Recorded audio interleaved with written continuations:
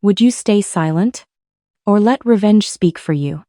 Welcome to the stories on Shattered Vengeance. Step into a world where love turns dangerous, revenge feels inevitable, and every story drags you deeper into the shadows of desire, betrayal, and the human heart. Let's begin today's story. The lake house had been mine for 8 years. Grandma left it to me specifically, not to the family, not jointly, just to me. The deed was recorded in my name alone on March 15, 2017. I'd paid every property tax bill, $8,400 annually, every insurance premium, $2,100 per year, every dock repair, $3,200 last summer alone. The house sat on 3 acres with 200 feet of shoreline on Lake Champlain. Current market value, $1.2 million. My sister Diane knew all of this. She'd been to the house dozens of times, always commenting on how I should share it more with the family, how Grandma would have wanted everyone to enjoy it equally. I'd smile and change the subject. The truth was simpler than her revisionist history. Grandma's will was crystal clear, and Diane had received the larger cash inheritance, $340,000 versus my $180,000, to balance things out. At Mom's birthday dinner last month, Diane mentioned she was renovating her kitchen. "It's going to cost $85,000, she announced to the table, cutting into her salmon. "But I'm pulling equity from an asset, so it's basically free money." She looked directly at me when she said it. Her expression, that slight smirk, the way her jaw tightened when she was hiding something, made my stomach drop. I called the county recorder's office the next morning. "I'd like to set up an alert for any activity on my property," I told the clerk. She explained they could email me if any documents were filed. I gave them my information. I felt paranoid. It felt necessary. 3 weeks later, the email arrived at 9:47 a.m. on a Tuesday. Document filing notification for 487 Lakeshore Drive. I opened the attachment with coffee halfway to my mouth. My hands went cold. Deed of trust. Refinance application. Loan amount, $85,000. Borrower name, Diane Patricia Morrison. My sister. My property. My forged signature in blue ink at the bottom. I called the title company listed on the document. "This is Marcus Morrison. Someone just filed refinance paperwork on my property without my knowledge or consent." The woman on the phone went quiet for 3 seconds. "Sir, that loan is already in underwriting. The closing is scheduled for this Friday at 2 p.m. "I am the sole owner of that property," I said, my voice eerily calm despite my racing pulse. "I did not sign any documents. I did not authorize any refinance. I need to speak to your fraud prevention department immediately." She transferred me. I spent the next 40 minutes on the phone with their investigator, emailing my original deed, my driver's license, my property tax receipts dating back 8 years. "Mr. Morrison," the investigator said finally, her tone shifting from skeptical to alarmed, "we're halting this transaction immediately and opening a formal investigation. This appears to be mortgage fraud. We'll be contacting law enforcement within the hour." I sat in my home office, staring at the lake house deed framed on my wall beside a photo of Grandma on the dock. She'd given it to me because I'd spent every summer there with her after my divorce, helping her maintain it, repairing the boathouse, listening to her stories about growing up during the Depression. Diane had visited twice in 10 years. Now she was trying to steal $85,000 of my equity for granite countertops and custom cabinetry. My phone rang. "Diane." I let it go to voicemail. Then Mom called. Then Dad. Then Diane again. I silenced my phone and opened my laptop. The ghost ledger had started as a joke in my head, a way to quantify the unquantifiable. But that afternoon I made it real. I opened a spreadsheet and titled it, "The Ghost Ledger: Emotional Costs of Family Exploitation." Entry 1.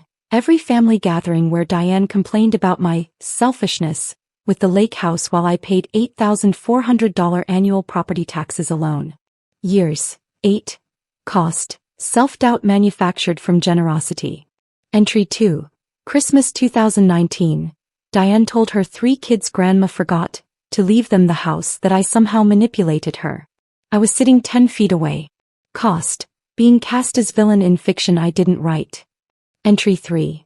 The summer's the first invited family up for free vacations, provided all food $400 plus per visit. Heard zero thank yous but complaints about Wi-Fi speed and water temperature. Visits, 12. Cost, generosity converted to entitlement. Entry 4. Every time Mom said you should share more, without acknowledging the $67,000 I'd invested in renovations. New roof, new dock, new septic system.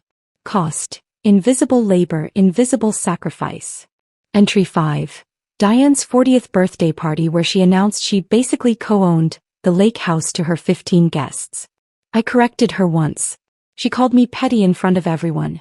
Cost, truth treated as aggression. The ledger grew to 23 entries.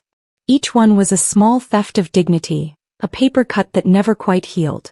Together they formed a pattern I'd been too accommodating to name. Diane believed my assets were negotiable, my boundaries were suggestions, and my inheritance was hers to redistribute according to her revised version of fairness. Friday morning I drove to the county sheriff's office with a folder 2 inches thick. Detective Raymond Chen reviewed my documents with the methodical precision of someone who'd seen this pattern before. Mortgage fraud, he said quietly, making notes in careful handwriting. If she forged your signature, this is a Class D felony in Vermont. 3 to 5 years. The notary who authenticated that signature is also criminally liable if they didn't verify identity properly. The notary was probably her friend Jennifer, I said. She's mentioned her. They go to wine tastings together. Jennifer does mobile notary work. Detective Chen made a note. We'll be investigating that relationship very carefully. The investigation moved faster than I expected. The title company provided their complete file within 24 hours. The handwriting analysis took 72 hours. The forensic document examiner's report was damning. My signature on the refinance documents was a forgery, competent enough to fool a casual observer, but forensically distinct from my actual signature on file with the county. Pressure points wrong. Letter formations inconsistent. Definitely not my hand. The notary, Jennifer Caldwell, had notarized the document at a Starbucks on Route 7 without checking ID, without maintaining her journal properly, violating state law in 3 separate ways. She'd done it as a favor for a friend. That favor was about to cost her everything. Diane's first call came the day Detective Chen contacted her attorney.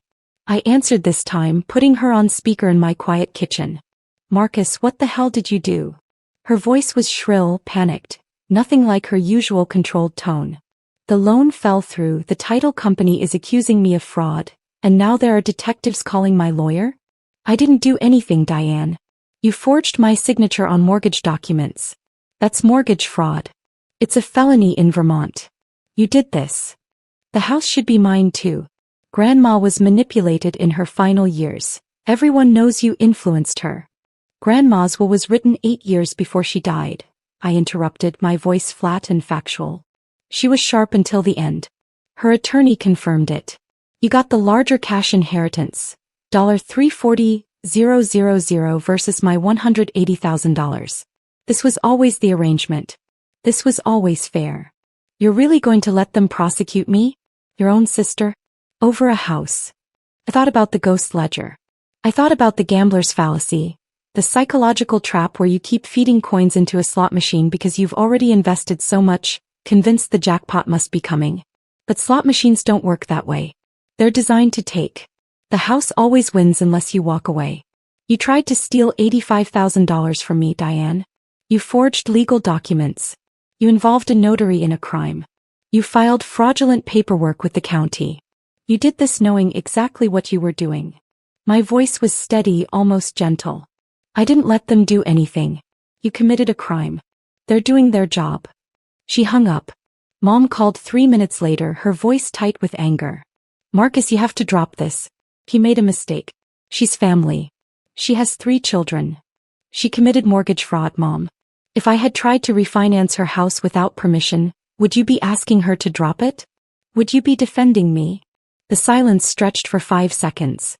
That's what I thought, I said and ended the call. The procedural machinery ground forward with beautiful, impersonal precision.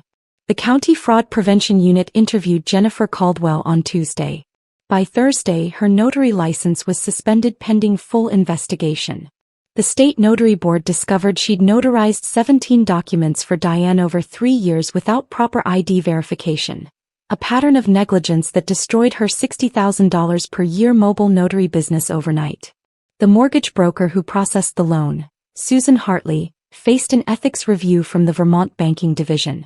She'd failed to verify ownership properly, accepting Diane's verbal assurance without checking the actual deed records filed with the county. Her brokerage firm settled with the title company for $40,000 to avoid a costly lawsuit and reputation damage. Diane hired Thomas Whitmore, a criminal defense attorney charging $400 per hour. Whitmore reviewed the evidence. The forensic handwriting analysis, the notary violations, the clear deed records, my complete documentation. He advised her to negotiate a plea agreement immediately. Fighting this would cost $80,000 in legal fees she didn't have and end with certain conviction. The prosecutor offered a deal. Felony mortgage fraud reduced to attempted fraud, 18 months probation, 200 hours community service, $15,000 restitution for my legal fees and investigative costs, and a permanent criminal record. My parents called it excessive and vindictive. I called it accountability and consequences. Diane's kitchen renovation never happened. The contractor she'd already hired, who'd ordered custom cabinets based on her deposit, sued her for breach of contract. The judgment, $8,500 plus $3,200 in attorney fees. Her credit score collapsed from 740 to 580. The attempted fraud conviction made her ineligible for any mortgage refinance for 7 years minimum. Her homeowner's insurance premium increased 40% when they learned about the conviction. 6 months later, I sat on the dock at the lake house watching the September sunset turn the water copper and gold. A loon called across the still water. The air smelled like pine and approaching autumn. My phone had been quiet for weeks. No family calls. No guilt trips. No demands to be reasonable or think about the children. The silence felt different now. It didn't feel like punishment or abandonment. It felt like peace. It felt like freedom. It felt like clarity. I'd spent years treating my family like a slot machine, feeding in emotional coins, patience, generosity, accommodation, convinced that eventually the jackpot of unconditional love would arrive. But love isn't a payout. It's not something you win through sufficient sacrifice. Real love doesn't require you to diminish yourself. It doesn't steal your equity and call it sharing. It doesn't forge your signature and call it fairness. My lawyer had sent me the final paperwork last week. The case was closed. The restitution payment had cleared. The property deed remained in my name alone, now with an additional recorded document, a declaration of sole ownership, explicitly noting sole ownership and prohibiting any future claims. I pulled out my phone and opened the ghost ledger one last time. At the bottom I added a final entry. Entry 24. The day I stopped treating my boundaries as negotiable and my inheritance as communal property. Cost. A family that never valued me. Gain. Everything that matters. The loons are calling. The water is still. And I am finally completely free. The account was closed. The balance was 0. And I was finally in the black.